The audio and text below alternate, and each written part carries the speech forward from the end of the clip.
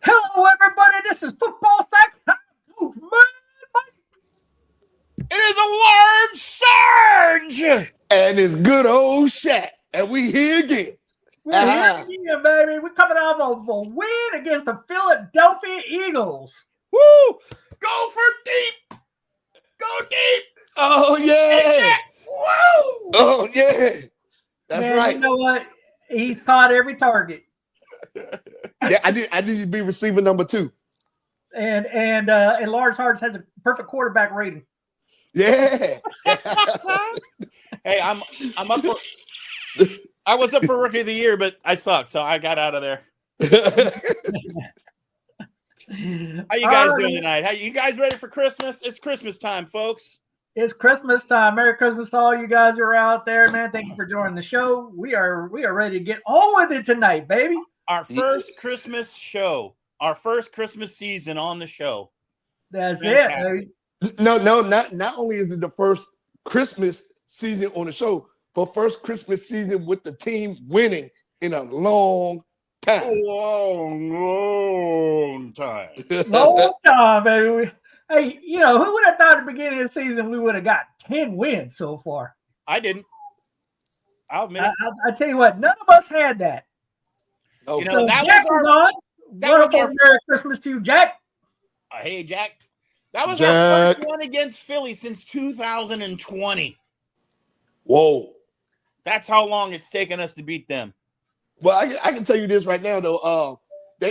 Everybody's like, oh, well, y'all finally beat a winning team. We beat some other teams that were winning teams. They now starting to get together. Like, we beat a good Bengals team. We you know what I'm saying? There's some teams that we beat, but they like, oh, they didn't have their starting quarterback.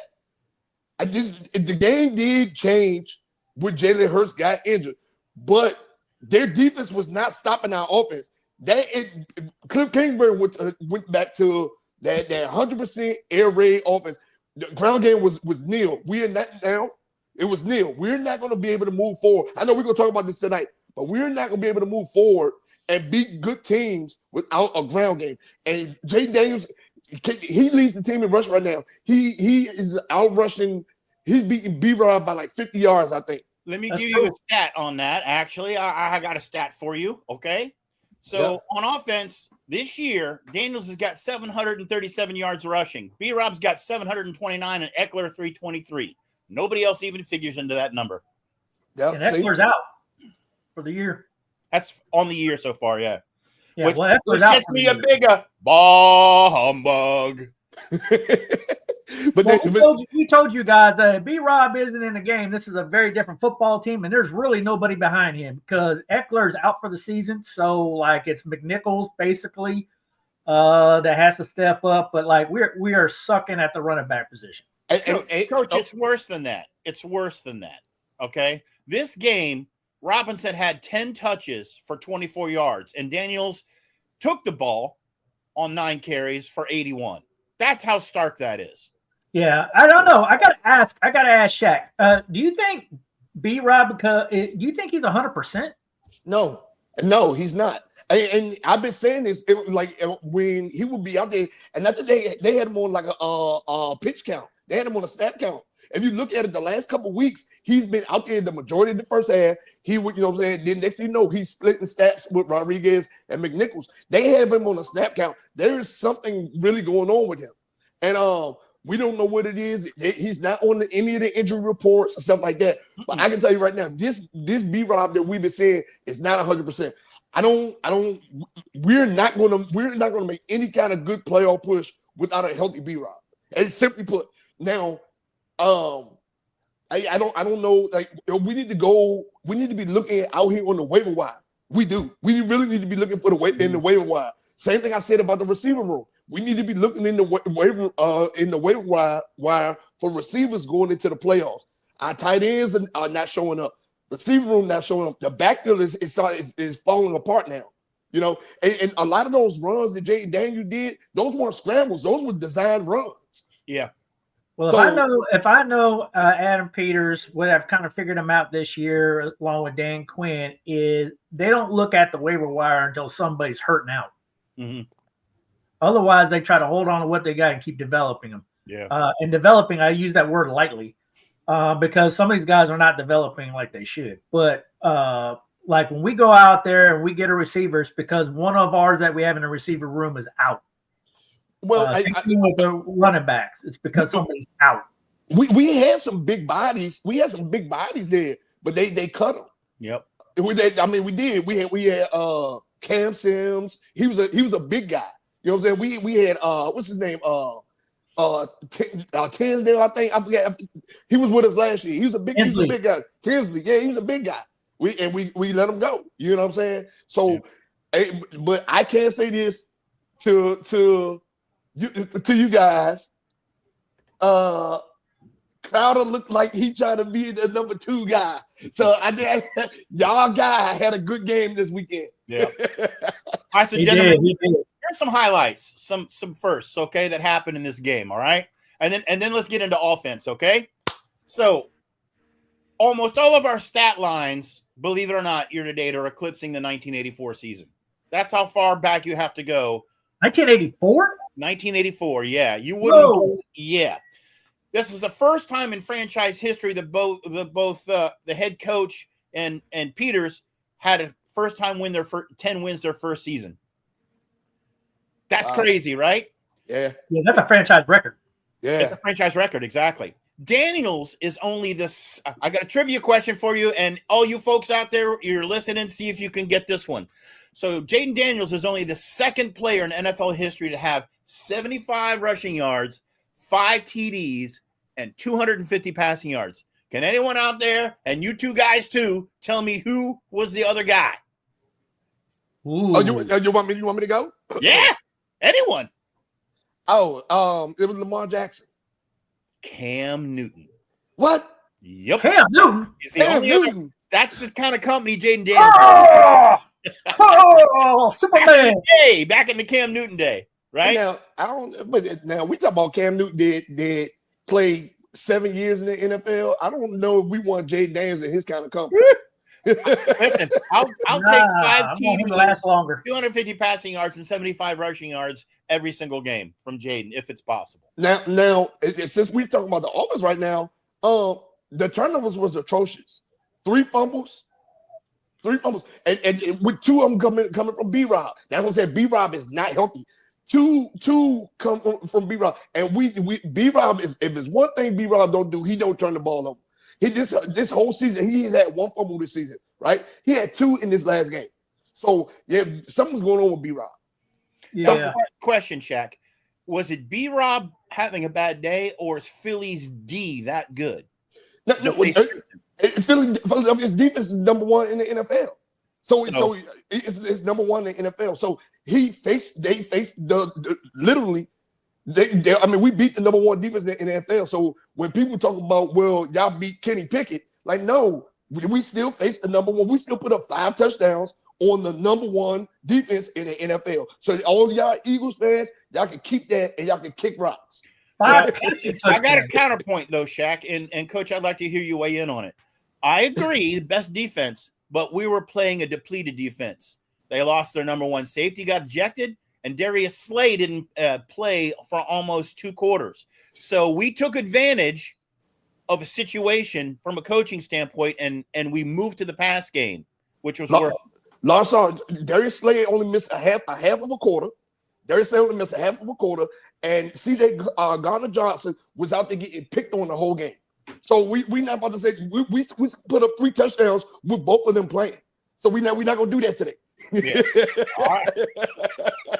That's true. Listen, that is true. But between those 3 guys, and I'm including Jalen Hurts being out, that was all over the talk shows today. By the way, it was didn't deserve to win because Jalen Hurts. That's the only reason you won was because Jalen Hurts was out.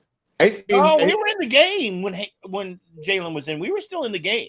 And now I'm gonna tell you this: when Jalen Hurts got up, you could see in his eyes he was concussed. I'm glad that the NFL kind of when Jalen Hurts got up, you could see it when the way he was staring off into space. You could see through his visor that he was concussed. Yeah, he was half out of it. So I'm glad. Really? I'm glad the NFL caught that. They got a call from New York, like, hey, pull him out the game. He was up walking around, but he was not there. He was not there at all. Like you could see. Yep. I mean, we love the sport. We love our Redskins, our Commanders, whatever the case may be. But when they come to play a safety, I'm glad they pulled him out the game because he was out of it. You could see the deer in the headlights look on his face. He was out of it. I had some Philly fans come in the store yesterday after the game, and they were so ticked off because they said Jalen went to the blue tent. He came back out, had his helmet on. They were going to put him in the game. Then the call came from upstairs. And the Philly fans thought that was a very sneaky play by the NFL to give the Commanders a chance. That was the Philly fans' opinion, not mine. Yeah, but I will tell you what, like, I agree, like, it's the right call by the NFL. It's actually the right call for the Philadelphia Eagles. They've already clinched the playoffs. Yeah. So, I mean, for them, like, they want him healthy over the next couple of weeks going into the playoffs. Yeah, you don't want to risk his personal health, but you also don't want to risk the team at this point. Yeah. Yes. And if you think about this, right? Like, even if Darius Slade, they start sitting these guys only got a 19% chance of getting the number one seed. So now's the time you let Jalen Hurts get healthy. Now's the time you let Saquon you start cutting back on his reps unless you want him to break that Eric Dickerson's record, right? Yep. So do I want them to play? Yes. Get banged up because we won't wind up seeing them in the first round of playoffs anyway. So get banged up. All right. So on offense, gentlemen, to start off. I got some Bah Humbug awards. That's why I got my Bah Humbug hat on. And that's B-Rob. Jaden Daniels was 2 interceptions, but one of them really shouldn't have been. That wasn't him, but the first one was. And then what's up with your hat, man? What's up with my hat? What happened to my hat? Your hat. Oh, it fell off the back there. You know, I got too many hats on, man. I wear too many hats here. I'm wearing too many hats. Laji Saji.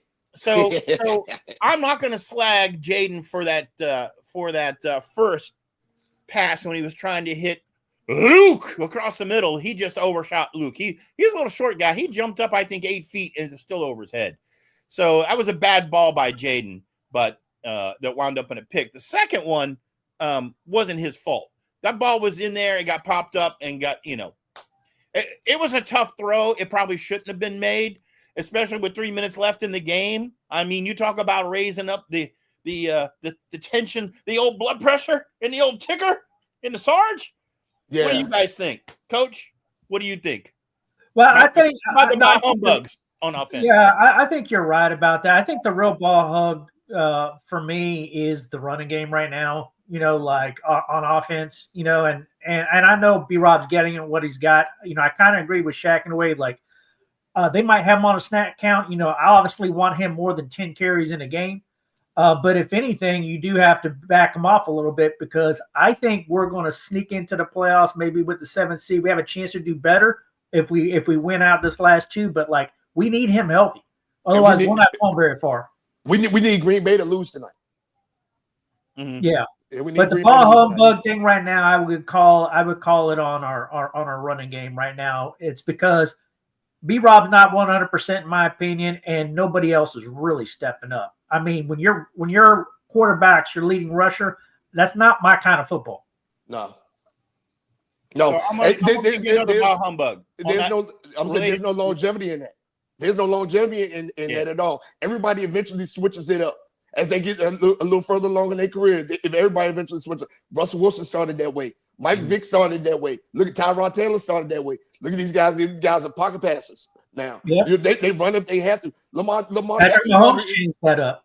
Yeah, that's what I'm saying. Even with Lamar Jackson's not scrambling like he used to. He's a solid pocket passer now. He got the help of Derrick Henry, but you feel what I'm saying? There's no longevity in that style of play. So, who plays to the right of B-Ads? Who plays to the right on the offensive line? It's my next Wiley. Wow. I mean, you talking about the Cosme and the right guard? Thank you, Cosme. The guy that's your favorite is one of the guys you like. Well, he's the only good offensive lineman I think we really have. He caused a fumble with B-Rob because all the talk up here on Talk Radio, on the sports reviews, was that second fumble where Cosme went light on his feet and the defender read it before he pulled, knew he was going to pull, and caught B-Rob in the background right behind Biadish, I guess. Biadish. Badass. Cosme calls that fumble. I'll give B-Rob credit where it's due, but when you let a guy come clean through and smack your butt on a cold day like it was like that, I give a bah humbug to Cosme. That's fair. That's fair. That's fair. I'm gonna be honest with you. For us, we playing the top defensive line in the NFL. The offensive line did their job. Now, what did we discuss last week? We discussed that they need to start having fullback type sets where they had McNichols in front of B-Rob. You know what I'm saying? They did. They start doing those jumbo packages with tight ends. I don't know if they're listening to us. They listen to us, man. I'm telling you, they watch your show. They heard you, Shaq. Yeah, I was like, we need to. It was formation where we saw Ertz, Sennett, and Bates on the field at the same time. You know what I'm saying? So It's like they needed it. They needed it. So I mean, hey, but my ball humbug. Let's say you got a ball humbug. Wait, besides B-Rob, the ball humbug. I don't know if he injured or whatever the case may be, but the tight end room, is just absent. They've been absent for weeks now. They've been absent for weeks. No Ertz, no Sennett, no John Bates. John Bates had a drop. Like I mean, you know what I'm saying? There was no. They just not there. You are so right. The stat line is 1 target for Bates, didn't catch it. Only 2 targets for Ertz for 12 yards. So I agree. Yeah, humbug. Humbug.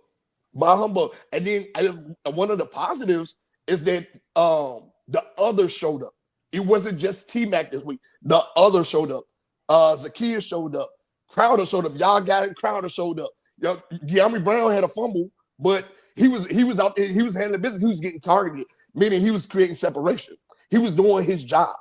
So the others, I applaud the others in the receiving corps because that's who won this game. The others. Yep. Okay. All right, let's talk positives. Let's talk positives on offense. Enough of bah humbug. We won the game. I don't want to be sad. I want to be happy. I want to shout. We beat Philly after 4 years of pain and disaster. Oh my God, I'll take it. Yeah. Okay, let's do some positives. All right, Coach, what's your biggest positive on offense? I would have to say, I think Jane Daniels is kind of like an easy one. I'm gonna go with our boy who's been cut, who's had no respect from Shaq all year. I'm gonna go with Jamison Crowder, baby. 2 touchdowns, trying to do something.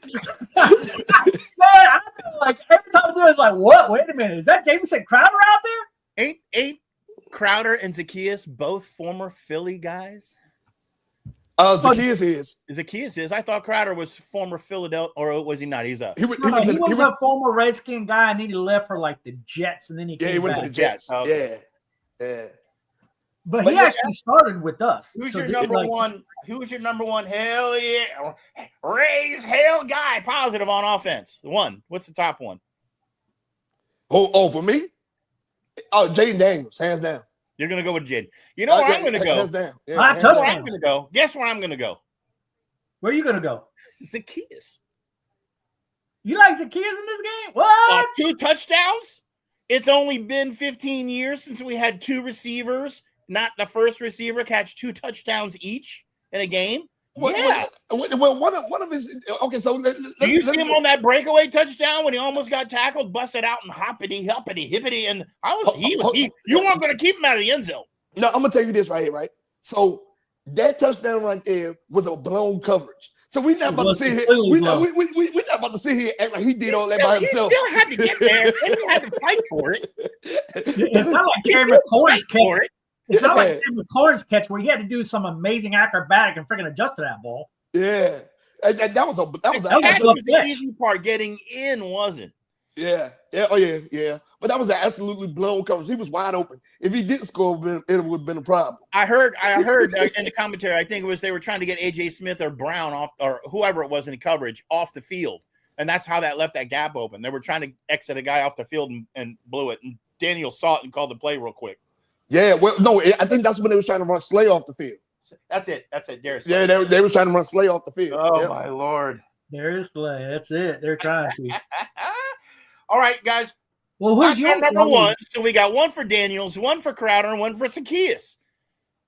What other positives did we have on offense aside from that we had 5 touchdowns? The What offensive other line, things did we do right? the offensive line. I told you the offensive line. I believe we only allowed 2 sacks. Let me check and see. But the offensive line, they held their own. They held their own against the number 1 defense in the NFL. Again, not only did we put up 5 touchdowns against this defense, but they gave Jaden Daniels time. They protected Jaden Daniels. I agree. The offensive line, for sure. Jack is saying only 1 sack. Yeah, 1 sack. I say that's a huge win. That's a huge win. That's a huge win. Because you know how many we had.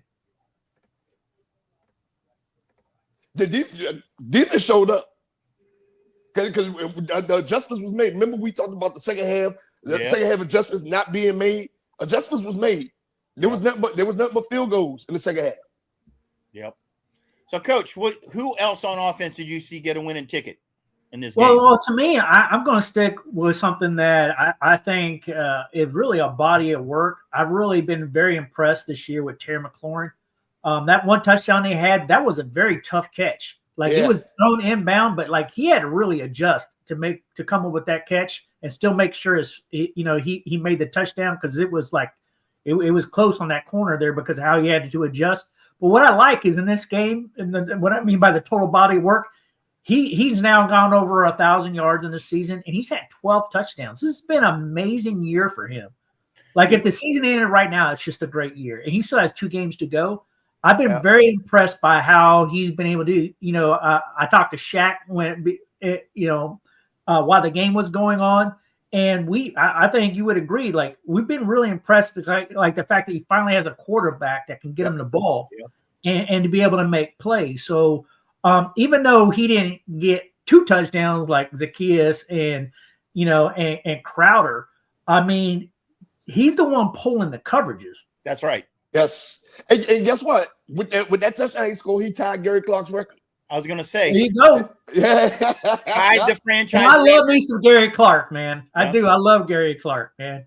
Tied the franchise record. So there's a great chance he's going to set the franchise record this year for TDs. There's a very good chance. Imagine how dangerous McLaurin would have been all these years if he had a solid quarterback. Like he was doing this with Heineke, Haskins. He was doing this with guys with Mark Sanchez, dudes that was coming off Joshua Dobbs, Alex Smith. Like he was doing it with dudes that was coming off the street. That's right. Imagine. It's crazy. We've been through so many quarterbacks on his watch, but he's still got some time left in his career that, for the next few years, he could still put up some serious numbers. Yeah, it will be nice. He's one of those guys that you want to see win. It will be so nice to see him get a Super Bowl ring before, even if it's not with the Commanders. Right. It would be so nice to see a player. I want it with the Commanders, man. me too. But I'm just saying, me too. But as hard working and as humble as he is, I would love to see him get a Super Bowl ring. Yeah. So the one thing I want to highlight about Jaden was not the passing game. While he was throwing dimes all day, did you watch that guy run? Yeah. Like serious. Like so, I was listening to some stuff, and somebody asked him in the post game conference about how are you so slinky? And he said, actually, I learned to do that playing flag football. Because you got to move them hips out of the way so they don't catch that flag on you. That's how he's so squirrely. Yeah. And I thought that was like, remember how we slagged on him in the first game for coming out the field with a basketball? Like, what the hell are you doing with a basketball on the field? Oh, I'm practicing because if I can throw a basketball, I can throw a foot. Or like, nah. He doesn't do ballet. He does flag football. Look at him. Look at the way he runs and moves his hips and everything. And being in the military and the Army, flag football is a big thing. I remember the tournaments. I played flag football in the Army. Yeah, I love flag football. So I've never played no flag football. I'm a hitter. I played a lot of flag football in the Army, man. I got some trophies too. from flag football in the Army, man. Yeah, me too. Me too. I do. I have trophies. I have medals. I have medals and stuff like that from playing. Yeah. Wow. Yeah. Learn something every day about Dia Shakur. Wow. Yeah, you know what you don't do in flag football? You don't slide as a quarterback. That's what Jaden Daniels didn't learn in flag football.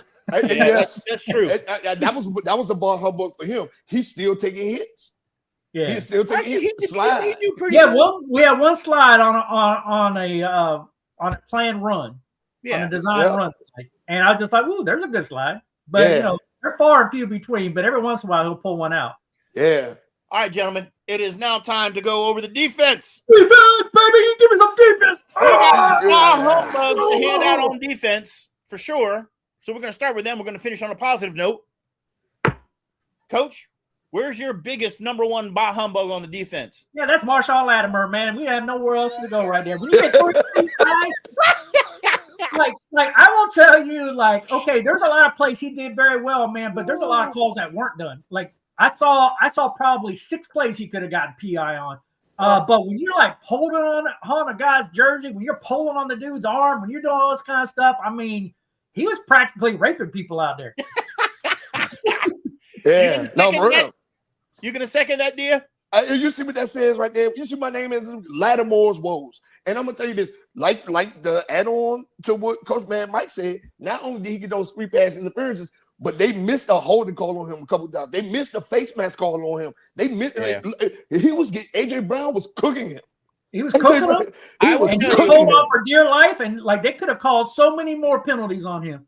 He was cooking him. He had the game of his career challenge-wise. Lattimore did, trying to handle AJ Brown. But he still, even with 68 penalty yards on PIs, had 4 tackles and 3 pass defended. Not a bad stat. But he gave up, kill it. Yeah, I'm gonna say he gave up nearly 90 yards in pass interception, pass interference yards though. Yeah. So there's no balance in that. But okay, so gentlemen, both of you need to answer this question. And all you fans out there, thank you for tuning in tonight. And we want to hear your answer on this. When they pulled Lattimore in the 4th quarter and St. Juice came in, and I got something to go around on that. I haven't done mine yet. Who's better? No. Neither one of them going to cover him. Neither one of them can cover. Now, I'm going to tell you right now. That pass that Devontae Smith dropped, guess who was checking him? Benjamin St. Juice. And he was cooking St. Juice. If Devontae Smith had caught it, because he's short-handed as he is, if he had caught that ball, there was nobody within 20 yards of him. Benjamin St. Juice was checking him. Come on, man. That dude is a bum. Right. He needs to go. My biggest humbug on defense actually was St. Juice. And it was for one play. One play and one play only. Just one play. That's in the late in the 4th quarter, and when they were driving and we had a chance to keep them out, and they were driving, and they dumped the ball off in the flat, and St. Juice went out there and tried to tackle him with his pinky instead of smacking them and doing an open field tackle and keeping them out of field goal range. We could have won the game right there. We could have. When I saw it, I said, "That's it. It's game over. They're going to go down and score." We held them to a field goal. Oh my God! But I mean, that one play stood out to me. It's like, are you serious? Hey, now, serious? I'm gonna tell you. I'm gonna tell you though. With him, you got to think about this. Imagine being the starter there for the last couple of years, right? And imagine being there, and then in the middle of the season, they go out and spend money that they don't want to spend on an All-Pro cornerback. Did you know it's coming to take your job? The man's confidence is gone. He already was a bad cover corner, but his confidence is completely gone. You know, a lot of the missed tackles and stuff. Don't be surprised if he ain't out there doing it on purpose. Really? I'm just saying, yeah. I'm serious. Yeah. So I kind of think like in the NFL, man, you got to be tough, man. I mean, they're going to always try to bring in somebody better, right? Like that's always anytime all 32 teams try to do it, they're always trying to improve their roster. And if you want to check in this league, you got to be able to compete to keep your job every year, right? So like for me, it's one of those things. It's like, okay, it was no secret that our secondary sucks. Like we needed help. Yep. Now, all of a sudden he come in. I'm very disappointed in Marshawn Lattimore about how he played this game because he went from hero last week, coming in and basically, shut down half the football field, to this week getting absolutely torched by AJ. Hey, Like there was a drastic difference there. AJ's that good. well, AJ is that good, right? I mean, we give it to AJ Brown's one of the better receivers in the league, right? But he's not the fastest guy. He was just bullying Marshawn Lattimore. Yeah. Like he was bullying him. Like it looked like NFL versus high school. That first touchdown catch on the end zone where he came in and just cut right in. He left Lattimore like sitting in his. I think Lattimore came right out of his shoes because they were stuck to the ground and he was chasing him in his socks. I was like, he got 5 yards in him in 2 steps. Yeah. I was like, whoa. Part of that could be how much time he's missed with his injuries. Yeah. You know, part of it could be that, and then coming back last week, that probably could have wore his butt down, and he's not conditioned for that. And it probably carried into this game. And so, like, you kind of hope over the next couple of weeks he gets his football legs underneath him again, and he's able to step up when we need him in the playoffs. Well, he's not playing this week. They got him on the injury report for his hamstring again. Well, that's good. Hold him out because I would rather him be there in the wild card weekend. Yeah, healthy. Because he's going to go up against AJ Brown again. Yep. He needs to get healthy. Oh, God. All right, I got a number 2. One play by humbug. And I'm going right at you, Coach Mad Mike. First quarter, first bubble screen, which I'm also going to get into. Ben Sinnott missed a block on Slay, causing a tackle for a loss.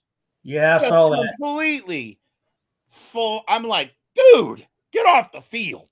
I think that's the reason why he's not getting all the reps that he wants because, like, you have to earn your way in the blocking game. You just can't be a vertical threat, especially not on this team. Mm-hmm.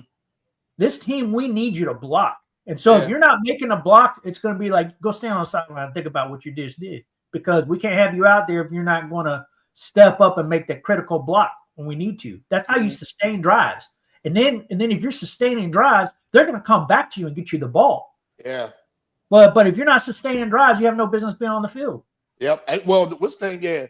Besides Marshawn Lattimore, on another Bah humbug on defense for me, besides Marshawn Lattimore and Bum St. Juice, because them two as a tandem was horrid on Sunday, right? So besides those two, Quan Martin didn't have a good game either. He didn't. He didn't have a good game either. So I was like, he did not have a good game. Good call. I didn't watch him so much. I didn't catch his number that much, and maybe that That's why. All right. I don't want to buy humbug no more. It's Christmas, godgummit. Okay, it's Christmas. How our defense blew it out of the park. We had. You ready for this, guys? You ready for this? You ready for everyone down there? 4 sacks. Newton, Fowler, Farrell, and Holmes had sacks. We had Sandra still pick up a fumble and run with it. We had Davis Jr., who you don't hear his name a lot, had a sack in there, right? No, he didn't have a sack. It was Newton that had that sack. Davis Jr. was a standout. We had Louisville with 1 interception, 1 pressure, 1 tackle for a loss, and 1 block pass. Wagner had an incredible game. You want to know what Wagner's stats are this year? Let's look at our defense stats. You ready for this, guy? He had some tackles, that's for sure. He had a ton of tackles. Fowler had 9.5 sacks on the year so far. Louisville with 8 and Armstrong for 4. Wagner is the tackle leader on the team. 71. Yep. Chin is number 2 at 63, and Samer still is at 53. Oh. Well, total tackles for Wagner is over 100. No, his total tackles. His total tackles is 118. I would say, my stat line said 71. I would say, that's solo tackles. Tackles. Tackles, yeah. All right. His total tackle total is 118. I have a question for you. It's not about humbug, but it's a question. How is it not one person on our D line is in the top 3? Well, you got to think about this though, right? So the focus on this thing, our guys on the defensive line are run stoppers, big run stopper guys. Those guys are not going to be in on every tackle, especially when our run game has been so garbage. Our run defense has been garbage. By the time running backs get through the hole, they're already at the second level to Louisville and Wagner, or they're already at Santa Stroh's level or Jeremy Chin's level. That's why. That's why. Yeah. Like that, our run defense has been garbage. Now, I'm gonna tell you, my standout player this week was Johnny Newton. Johnny Newton had a great game. Phenomenal. Great game. I'm telling you right now, if John Allen walks this offseason, we will be all right. We're in good hands with Johnny Newton. I've been hiring him since we drafted him. And I'm telling you. There's a chance that Jonathan Allen can still make it back this year and come Really? off. Yeah. He in the 21-day practice window now. That's right. So there's still that chance. And if we can start rotating, keeping those guys fresh on the line, rotating in and out, that could be nice. Another huge positive that I have, and Shaq, I'm tossing this to you because you've been harping on this. Well, Coach, you've been too. It is the complete breakdown of halftime adjustments. And I didn't see it right after QB went down, but in the second half, we came back. Barkley had over 100 yards in the first quarter, 105 yards. Yep. In the second half, they shut him down. Yep. And they relied on our secondary to keep the game in check. 22 points versus 12 points. They didn't score a single touchdown in the second half. Great halftime adjustment. Well, I'm gonna tell you okay, so adjustment was made. Joe Witt and Dan Quinn probably at halftime went and talked like, "Hey Joe, what the hell you doing? Like you want me to start calling plays again? What you need help with, right?" So I'm gonna tell you right now, the adjustments was we would have a safety. They played their little hybrid position. They had Quan Martin, they had Jeremy Chin, and playing that little hybrid position, and they were shadowing Gainwell and Saquon Barkley. Every time Saquon Barkley touched the ball, Jeremy Chin was in the backfield. Santa Stroh was in the backfield. There was and Nagabe was in the backfield. Every time Saquon Barkley touched the ball, Louisville was in the backfield. Like they made those adjustments. They stopped blitzing more. I don't think this game right here. I don't think we blitzed this much in the game the whole season. We blitzed a lot in the second half. Which is a good call, right? When you got a backup quarterback in, you put the pressure on, right? Yep. And then Payne and Newton was winning those interior battles. Mm-hmm. So that helped a lot. By the time Pickett is heading the ball off to Saquon Barkley, they are already 4 yards into the backfield. So they was winning them interior battles in the second half. They wasn't winning them in the first. What do you think, Coach? So now I kind of want to hear your opinion on that. Actually, what Shaq just said. No, just an overall analysis of that. Like, what do you think? So my opinion is I like to see. I mean, Duran. I get it. But dadgum, we don't have a single lineman in there making in the top 3 in tackles. Well, I like to see one guy be in the top 3, not two defensive ends and a safety. Yeah. So here's what I'm going to say about that. So this team, because of their edge rushing situation, they're really pushing them just to do the pass rush. And so if they're drawing, or even if they're doing a run to the outside, sometimes they're out of position because they're coming in so hard. Yep. And so, when you try to, and I don't think that either one of these defensive ends are very good at really run stop. I think that they are just trying to go all out with the pass rush because they're not elite defensive ends. Mm-hmm. Now they're getting sacks, and it's because, they're sending them and we're getting a lot of pressure in the middle. But when that happens and you do a draw, all a running back do is has to find a hole, and he's in the second level. If he runs to the outside and they're pushing that hard, all he has to do is beat them to the outside, and they're not fast enough to catch a running back. How you think Saquon Barkley broke that long run? They sealed their edge off. The edge didn't. He was stuck. He didn't know what to do. Yeah, and it's not that hard to seal it off when you know that they're constantly like really pass rushing almost on every play. Yep. Mm-hmm. Yep. All right, now Jack Miller is saying Sheldon Day. I don't know anything about Sheldon Day. Maybe you guys can enlighten us, but he said he had a great game. Yeah, Sheldon Day. I don't know anything about the boy. Sheldon Day did. McGee had a good game too. Dante Fowler, as usual. What position is he? D-line. D-line. I'm gonna tell you right now. We really need to seriously think about extending Dante Fowler. We really need to think about he's a little bit older or whatever case may be, but he's getting the job done. We really need. He's one of the guys that I think we really need to discuss giving him a couple more years on his contract. Yeah, he's only here for one.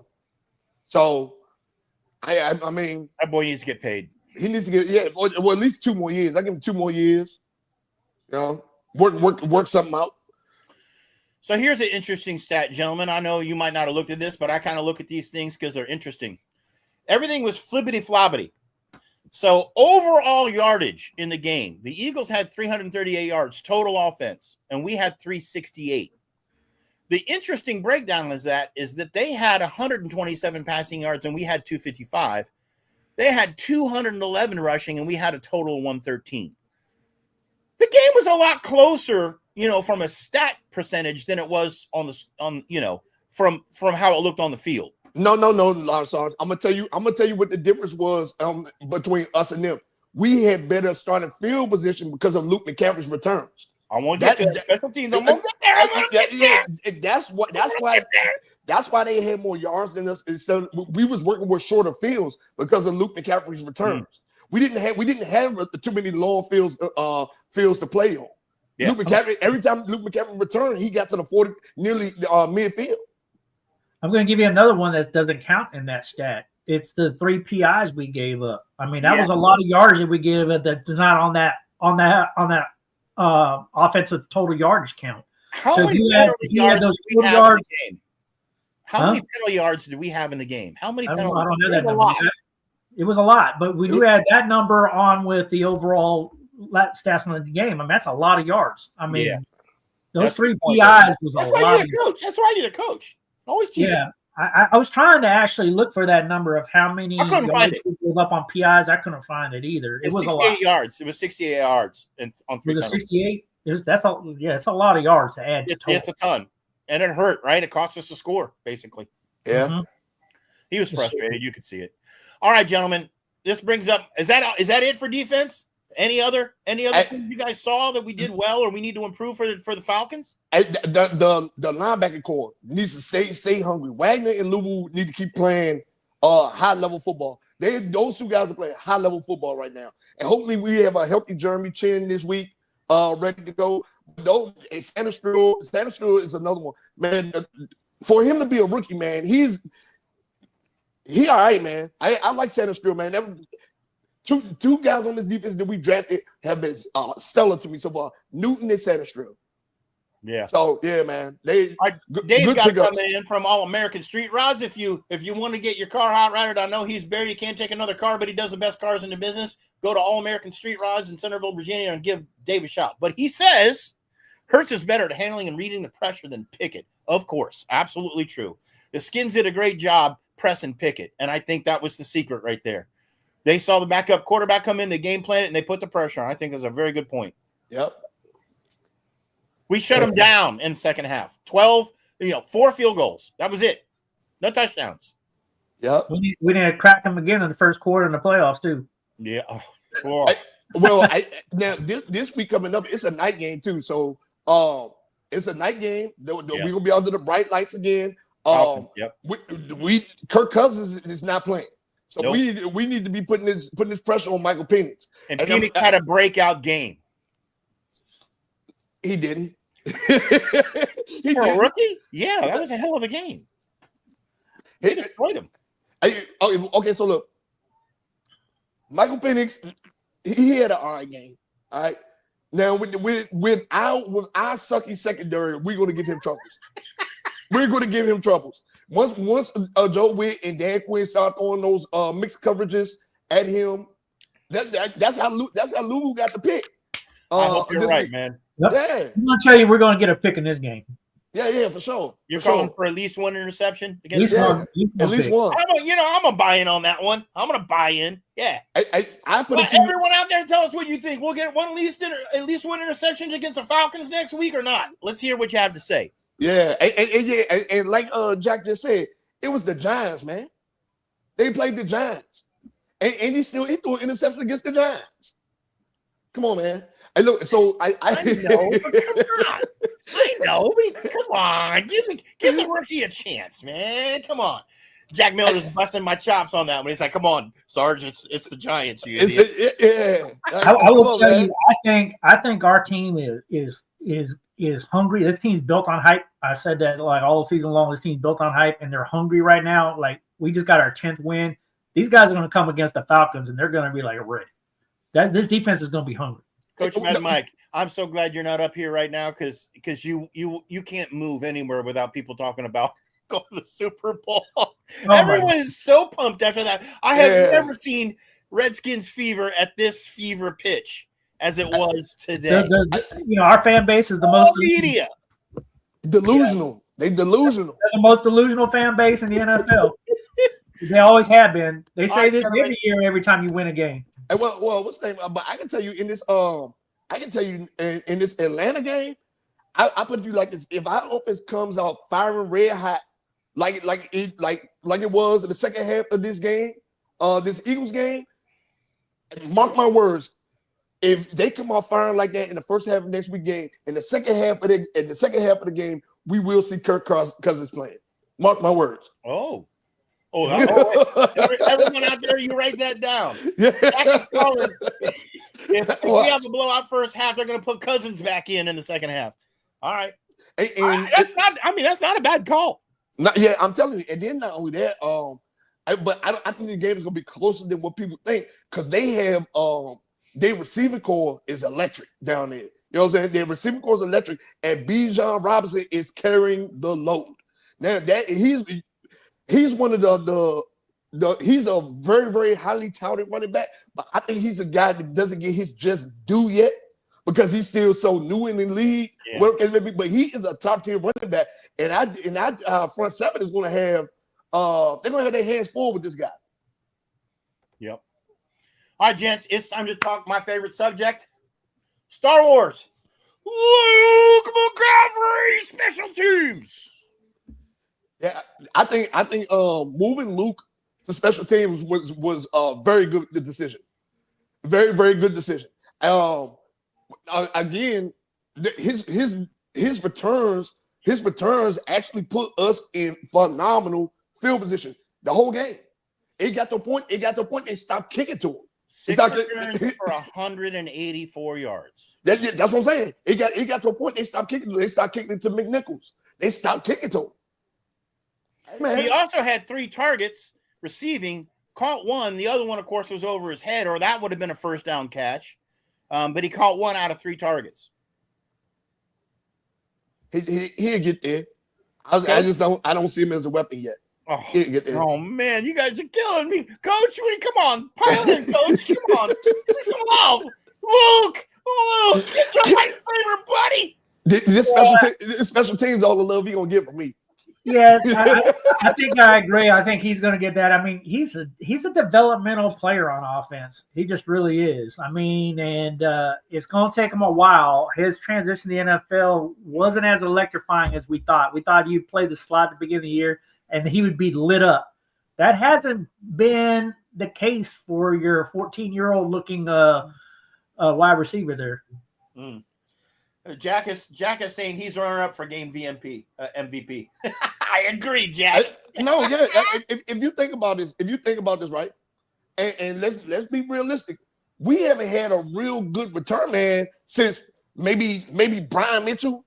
We go back that far. Like you know what I'm saying? Like Jameson Crowder was that guy for us a while ago. Oh, Sims. I forgot we had Sims too. Remember, Sims was a beast. Yeah, we had Sims. And then he left. Steven Sims, he left. I was like, dang. But we haven't had a guy since Steven Sims. And Luke made officially found himself a permanent roster duty. Let's hope so, because he's developing. I got another award to hand out on special teams. All right, go for it. You didn't miss an extra point. Oh yes. Well, Zane Gonzalez is back. Yeah. Extra points. Well, I mean, if you think about it, Zane Gonzalez is back, and such an awesome receiver, but his job is gone. Yeah. They know since he's not coming back. And then the other guy that we picked up from the grocery store, his career is over with too. But Zane Gonzalez, that's Zane Gonzalez's job to lose now. And the man has been extremely efficient. Yeah, it's his job to lose right now. Austin Seibert, he did his job. He led the league in rushing. He got injured, tried to come back. Good to go. But this is one of the things right here where his job is gone now. He's not getting it back. I thought this was one of the better games on special teams for us. We didn't make any mistakes, and we didn't let anything get past us. So, all in all, I think special teams held up their end of the bargain in this game. Yeah, I think the more that you see like positive things, like you're trending in the right direction at the end of the season, going to the playoffs, the better. Because you want to be able to work through your issues, right? And man, special teams, especially the kicking game, has been a major issue all year. I think we set a record for going through the most kickers in a freaking season. Yeah, for real. It's been the worst year. You know what's really funny about this year, gentlemen? It's been the comeback year of running backs, and mostly on all the running backs that switched teams. And it's been a running back resurgence this year, and it's been a kicker Led Zeppelin, right? Down in flames across the league. Across the league, yeah. I was talking about across the league. Raiders struggling, Giants struggling. Remember, they didn't even have a kicker for our game. Remember? That's right. At the beginning of the year, yeah. At the beginning of the year. The kickers are struggling this year. So, but you know what though? I don't know if it's because of the change to the kickoff. Like they not getting the chance to really get the run in them, like they were before. Like these guys are getting hurt more and all that stuff now. So I don't know. That's a kind of sticky one right there. Yeah, there's got to be some analysis into that because it's kind of weird because, when you look at how many colleges have kickers and a majority of D1 kickers can kick 50-yard field goals pretty accurately, right? And then when you look at the number of UFL guys that we had this past year, so and you take all those kickers and seriously, and we have as many issues in the kicking game as we've had this year to Large Sarge's point. Yeah. That's just that's a little shocking to me. Mm-hmm. Yep. But it's Zane Gonzalez's job to lose. Now, it's his job to lose right now. Now, if he go out here and he blow the game next week, I'm calling for his head. We'll be on kicker 101 by then. Yep. Oh Lord, we can fall in out of love with kickers real quick. Yeah. Oh my gosh, you're killing me. But that was a plus though. I mean, I'm glad you brought that up. All right, gentlemen. While I would say Commanders Philly was the game of the week in my book to watch for sure, right? Just because of what's on the line in the division and the question marks. Are the Commanders right? The question marks are the Commanders for reals? Like if they pass Philly, they're for real. If they don't, bust, right? That's kind of like the game to watch this week, honestly, was last night. And I hate to bring up a sore subject, but we got to talk about Tampa Bay Dallas and Dallas beating Tampa Bay. Yeah. Hey, you know what? We got to play Dallas. I don't know what's going on in that town, but that team has started to come. They're getting on a little bit of a streak. Hey, I'm telling you right now, Dallas is going to play spoiler these last couple weeks because they already eliminated. But we won. We eliminated them. They're going to play spoiler these next few weeks. That loss last night hurt Tampa Bay tremendously. It hurt them. We say we get to the last week. And we had to play Dallas and we had to win to get in. And they show up like they've been showing up these last couple of weeks. Yeah. They want to play spoiler. Yeah, I agree. They want to play spoiler because, you signed Dak Prescott to a long-term contract. You signed CeeDee Lamb to a long-term contract. You exercised the 5th-year option on Micah Parsons. And what did all these big money-spending moves get you? After putting this team together, they include, DeMarcus Lawrence and everybody else, it got you a losing season. And right now, Mike McCarthy's trying to hang on to his job. And this team it's a pride issue. Like, okay, we spent all this money on y'all didn't do squat this year. Right. So they do want to spoil because they're trying, they've been embarrassed this year for the most part. Yeah. I kind of predicted that at the beginning. I think you guys did too. But they weren't thinking like that. They thought that they were better than the Commanders. Yep. Oh, absolutely. And they still do. Yeah. And you know what? We got Philly Dallas coming. That's next week. That's gonna be a game to watch. That's gonna be a game to watch. Yeah. Right? Because what if Dallas spoils them? Yeah, that's gonna be us in the hunt for the division. I hate to say it. There might be a chance for Sarge to put a star on his hat on Sunday. I don't know about I wearing think it will change. Even if we win out, if Dallas beats Philly, Coach, we still play Philly in the playoffs, right? No matter what. There's no way we get out of Green Bay has to lose tonight. They have to lose. Yeah, there is a way to get out of it because we could still become the 6th seed. We could still become the 5th seed, and we can get out of it. Yeah, but if we get out of it. Hey, so now that we talk about these funky cowhoes, let me tell you, if they win next week, they're gonna be 8-8. Did you say cowhoes? Yeah. Since we talk about them, if they win next week, they're gonna be 8-8. If they beat us, they're gonna be 9-8. 9-8. I've never heard that Since we talk about it. You're bad. You are so bad to do that before Christmas. Hey, listen. Whoa. You know what I'm saying? But they have a potential to have a winning season, whether we want them to or not. You mean Dallas wins out? They got a winning season. If they win out, they're gonna finish the season 9-8. Oh, you're right. Yeah, that would be horrible, right? Yeah, they come on a winning season after all that, and they still don't make the teams. Hey, man. Oh Lord. That's why it's important. If this Atlanta game, we was all kind of all against the Eagles, like the Eagles going to win, blah blah blah. But what I said last week, the most pivotal game for us is this Falcons game. We have to win. It is a must win. The Falcons game is a must win. It is a must win. It is a must win. We've been saying it's a must win every week. You know, it's just funny, isn't it? Yeah. Well, because we're scrapping every week. Yep. And you know another thing I liked about this Eagles win again. We beat a team with a winning record.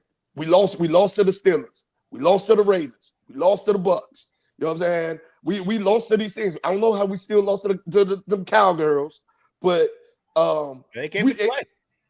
They came to play, but 4 out of 5 of our losses were against teams with winning records. So in a sense, we're looking like how the Cowboys have been all these years. They were beating up on all the scrub and sorry teams, and then when it came to playing a team with a winning record or a team with substance, they was getting beat, blown out, trash. All right, now Jack's got a comment here. I want to talk about because I think it's interesting. And I didn't fact check this, but I'm gonna trust Jack. The Giants have to beat the Eagles in Week 18, and Dallas beat Philly, and will be the 2nd seed. Yeah, because they have 5 losses. That would be crazy, wouldn't it? Yep. And the Giants are just waiting to come up. I mean, New England yesterday, I thought was going to win that game, right? Yep. When they don't deserve to. The Giants are owed a game that they don't deserve to win, right? There's always a spoiler, right? I would love to see the Giants beat Philly. Yeah, so that was the point I was trying to make. Like, Jack brings up a good point. Like, we are not eliminated from winning the division yet. We could still win the division if we win out and Philly loses out. That's crazy. And that could happen. If Jalen Hurts is not a factor, that could happen. Yeah. I mean, look what just happened, right? That could really happen. So I want to show you guys the playoff bracket while we still got a little bit of time left. This is if the season was to end today. That's what it would look like if the season ended today. Uh-huh. So interesting to see. Right now, we would play Philly in there. Tampa would play Green Bay. Your Lions would have the bye week. They're large Sarge. Yeah. Rams would play the Vikes. So we'll watch this picture. We'll try to bring it on every week when we do that. But we still have several guys in the hunt. In particular, those that are on the outside looking in right now, Tampa Bay and Seattle Tampa Bay and the Falcons is on there. But you had the Falcons that are on the outside looking in, and you have the Bucks are on here, and you have the Seahawks. Yeah. You know, I'd love to see. I hate to say this. I'd love to see the championship game, the Commanders and the Lions. I would lose my mind. I'd have to take 3 days off of work. Yeah. Just to get ready. Get ready. What would you do? Stick up for that? Take myself out. I wouldn't know who to pick to win. Hey, Jack just brought up a good point. Jack said if Tampa Bay loses next week, we automatically in. Yeah, that's right. There you go. And wow, that's crazy there. That's craziness. And so Tampa Bay plays the Carolina Panthers. So Panthers just won a game they weren't supposed to win. Yeah, so I think this is going to get nutty. The only thing I think is certain is KC and Buffalo. Baltimore is the spoiler there. I don't think Houston's going to make it. I love Pitt. I predicted Pitt. I mean, well, no, maybe you know what? I'm wrong. I think both divisions have the same issues. I can tell you right now, crazy this year. This just me, and I said this last week. I said it the week before. The most dangerous team in the NFC come playoff time is Green Bay. I'm telling you. Yeah, they are. I'm telling you. What's going to do tonight, right? Yeah.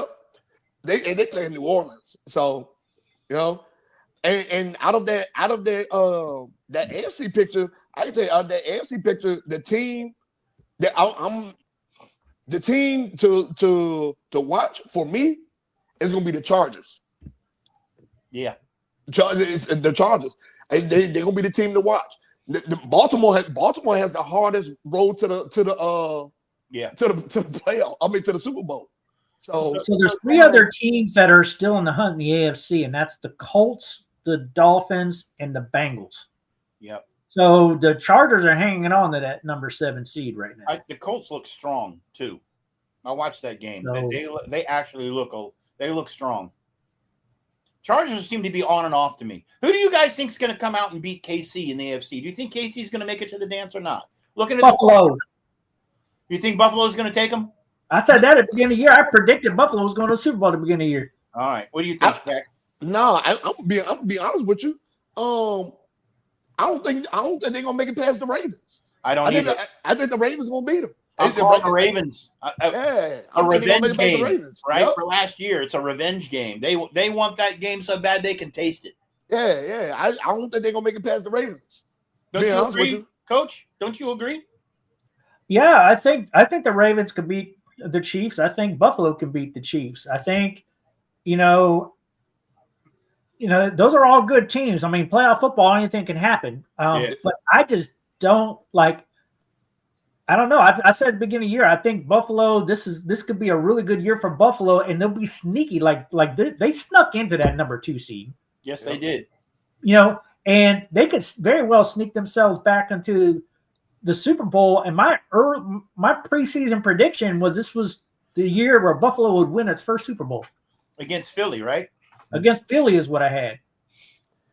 I'm still on path with that. They're like my prediction's still on glide path. Both those I think Jalen Hurts changes that whole picture, Coach. Now, I would love nothing more if we're playing Philadelphia to beat them. I don't mind being wrong as long as the Commanders are winning. I think with the concussion changes the entire NFC playoff picture. Yeah, have you guys heard like how long he might be out for? No, I haven't heard anything yet.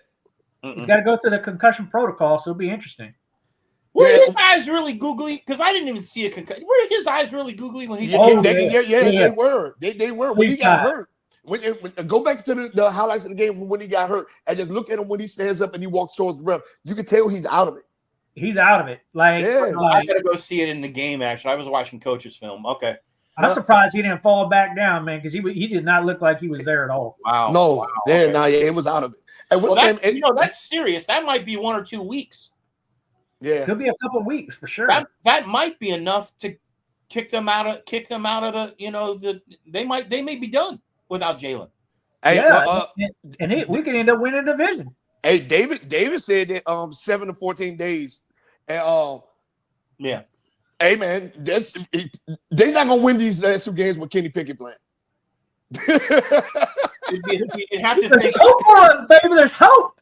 You'd think watching in the second half, right, with a lead, watching how we adjusted, and clearly they're a better team on paper.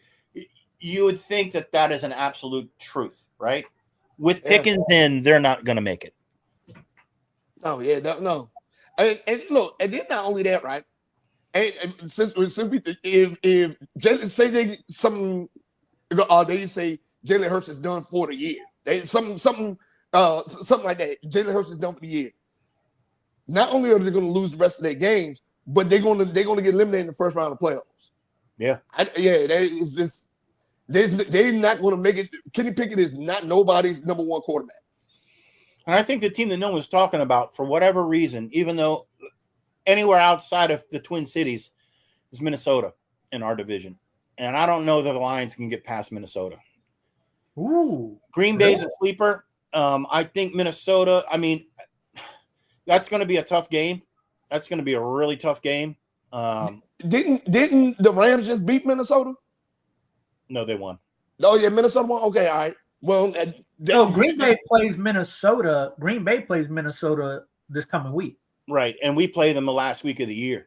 Hey, I am telling you, Not we. The Lions play them the last week of the year. That is tough sledding for Minnesota. And them 2 losses. They lose to Green Bay. They lose to Green Bay, and they lose to Green Bay, and they lose to the Lions. That's tough sledding. They drop from out that number 5 seed. If we win out and they lose those 2 games, they drop out the number 5 seed. Yeah, we would immediately at least be at number 5 if we're not higher. Yeah. Our division playoff picture is so wacky right now. It really is. Anything could happen. I mean, it's crazy, right? Yeah, this You coming week cannot will predict define this. a lot. This is nuts. It is nuts, and I think this week will define a lot. Yes, this is the make or break week right here. And the NFC, I mean, Lars and you know, I ain't on the Detroit bandwagon right now, but they look right now. I mean, boy, everyone around here seems to be. For whatever reason, they love Detroit and DC. Yeah, I like it too. and if you think about this, if Detroit and Buffalo meet in the Super Bowl, whoever wins that Super Bowl is going to win their first Super Bowl. Yeah, you know what? That would be fun to watch, right? That would actually be really fun because either way we win, right? Because we're Americans, man. We're Americans. We like to see the underdogs win, right? Yeah. And that would be a great underdog battle. You know, that would be. I think the greatest underdog right now is the Washington Commanders. I want to see them win. Yeah. We said earlier on, and we want to see Terry McLaurin get a ring, and this could be a Washington, baby. Man, let's go. Let's go. I mean, with Jalen Hurts out of the picture, I'm not counting. I mean, we're way beyond where any of us predicted this year Washington would be, right? That's true. Yep. Shaq, you had how many games you adjusted? What was your first guess? I had us winning 8, and then I adjusted down to 5, 6, and something like that. Coach, you had 8, and I had 9. Yeah, I had 8, and I stuck 8. I never changed off of 8. So we are already in uncharted territory. Yeah, because I define 8 as a successful season. So where we're at right now, I consider this season a success. Wait a minute. A successful season is when you got more wins than you got losses. No, I got that. That's generally the rule around the league. But when how bad this team was last year, I basically said if you could double the wins we had last year, that was a successful season. That was a good mark, yeah. Yeah, we only had 4 wins last year. So I wasn't looking for like them to be as good as that they are right now. Now I use good hesitantly because we still have a lot of issues on this team. Yeah. A lot of issues. But, you know, I'm very, very happy to be at 10 wins. Man. Right now. And so I know you've been tracking this there, Shaq. Tell us, and again, you cannot turn on any news media channel in the DC market and not hear about. It is hands down, odds on, 90% chance Jayden Daniels is Rookie of the Year.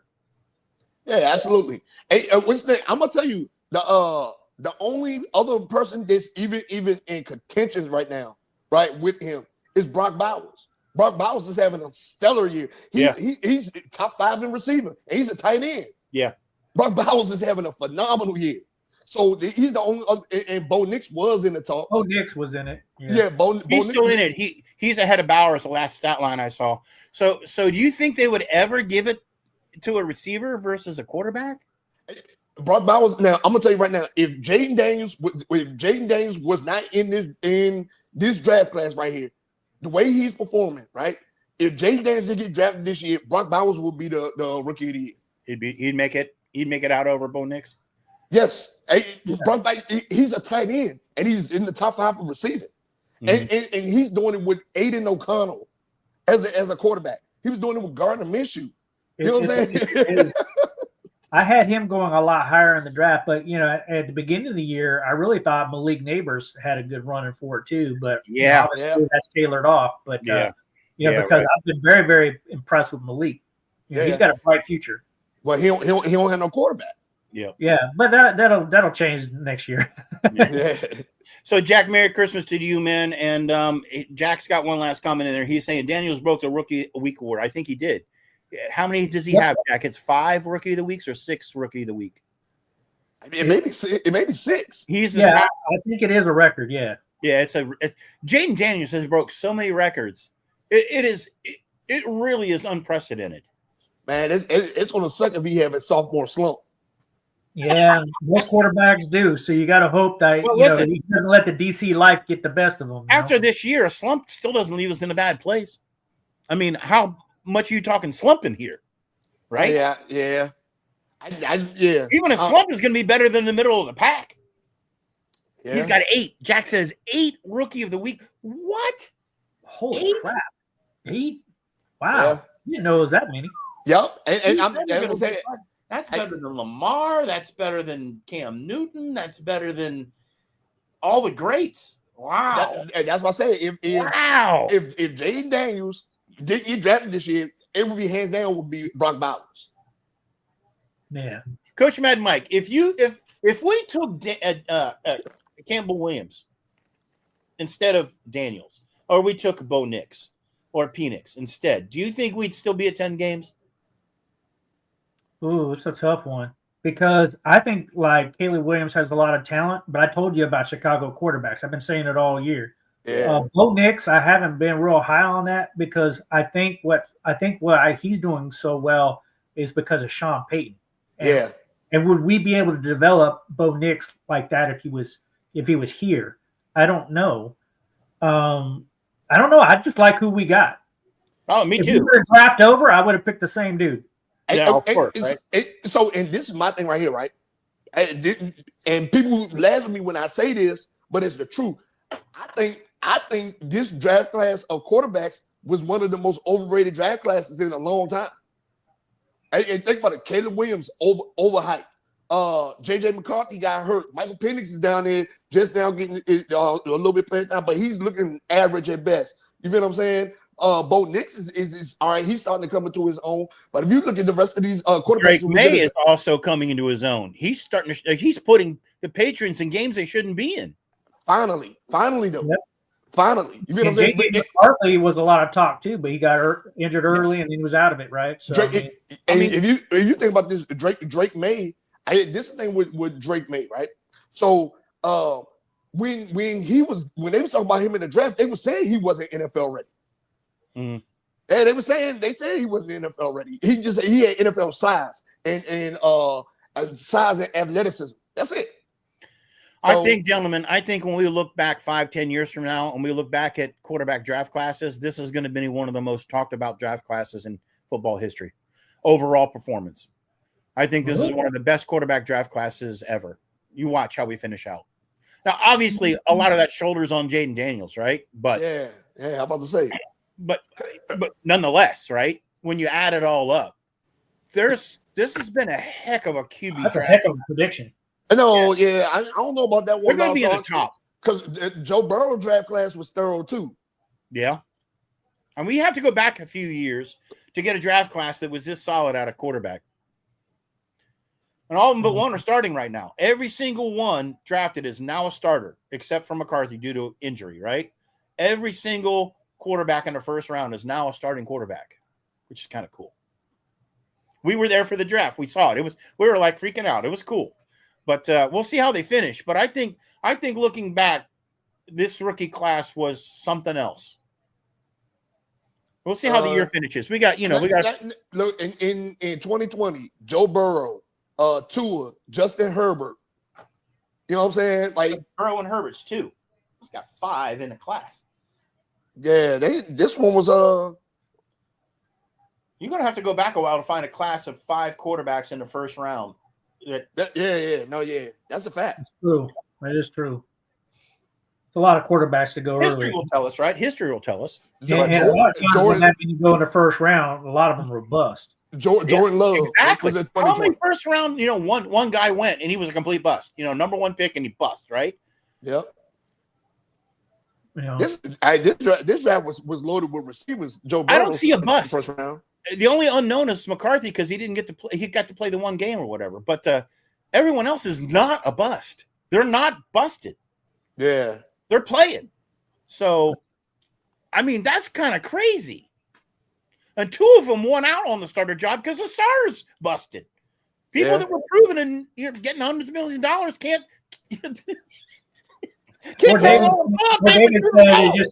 Or I like what David said, or it shows how bad the quarterbacks are that they replaced. That's a great point, Dave. That's a great point. Well, I think I don't want to say that. You know why I don't want to say that? Because Drake May replaced Jacoby Brissett, right? I think we would have won more games in Washington last year if Jacoby Brissett was our guy. That's true. I'm just saying. I'm not going to argue on that. I'm going to agree with you. Although I did like Sam Howell. I wish we would have still kept Sam Howell. Me too. But he just hasn't got a chance up in Seattle right now. I would have preferred to keep him as a backup here over Mariota, but I don't. His starting days in the NFL, I think, are done. Especially with Marcus Mariota, or both. No, both. But do you think we'll keep Mariota next year? No. Let's say this is all we win: 10 games. We go to the playoffs, we lose. Do we keep Mariota, or do we get somebody else? I'm gonna tell you, we get somebody younger, and I'm gonna tell you this, right? There are guys out here again who don't want Kirk Cousins as a backup. I was gonna cut him in the offseason. Who don't want him as a backup? The question is, he's used to making so much money. Will you want to come back as a backup? He's damaged goods now. No. Well, I'm Ever just since saying. the Achilles, I'd say no. I'm a Cousins fan. I would go get Heineke. Don't shoot me, coach. But Don't shoot me. You know why Sam Howell, I feel like his starting days are done because we talking about draft classes of quarterbacks. There are a lot of good quarterbacks coming out this year. So I think we'll have probably like 4 quarterbacks in the offseason, and don't count your boy out there, Shaq. Sam Hartman could still resurge in the offseason. That's my dog. Come on, Sam. Let's go, baby. Right. But I think what I like Mariota is 1, because he's a Heisman winner, 2, because he's out of the same program, and 3, because he's got experience in the locker room, right? Where that experience is helping coach up Daniels and the things that we don't see sitting here watching the games on the field, Mariota brings to the team. I don't think we get rid of him, actually. I think they sign him for another year. There's no harm. What's the harm? If we did, it would only be for 1 more year, because by then you would be like, okay, your starting quarterback has 2 years of experience. You don't need to play a coach like that. Right. So for too long. But like, you really want to develop a guy like Sam Hartman if you believe in him. I don't count Sam Hartman out. We should sign RG3. I'm just saying, if we get through the year, let's say we make the first round of the playoffs, we win, and then we lose out. Whatever. Why change QB room? QB room is actually pretty solid. Why would you want to change and spend money there when you could spend your money elsewhere? When you're pretty solid. So we're not about to sit here and have this conversation about Mariota. We really are. All right, guys, we gotta wrap this show up because it's time for Monday Night Football, and this is Football Psych, baby, and we are out of here. Peace. Raise hell. Merry Christmas, everybody. Merry Christmas.